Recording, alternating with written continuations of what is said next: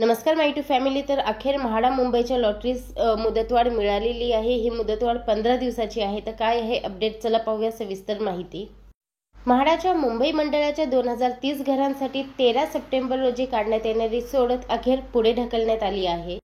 सोडतीतील अर्ज विक्री स्वीकृती प्रक्रियेसाठी किमान 45 दिवसांचा कालावधी देणे बंधनकारक असताना विधानसभा निवडणुकीच्या आचारसंहितेचा धसका घेत मुंबई मंडळाने या प्रक्रियेसाठी केवळ 26 दिवसांचा कालावधी दिला होता। हा कालावधी कमी असल्याने निर्धारित वेळेत कागदपत्रांची पूर्तता करू न शकणारे इच्छुक सोडतीपासून वंचित राहणार होते।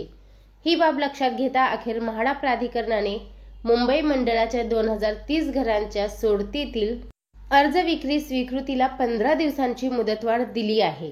आता 4 सप्टेंबर ऐवजी इच्छुकांना 19 सप्टेंबर पर्यंत अनामत रकमेसह अर्ज सादर करता येणार आहेत। मात्र त्याच वेळी 13 सप्टेंबरची सोडत लांबणीवर गेली असून लवकरच सोडतीची नवीन तारीख जाहीर करण्यात येणार आहे।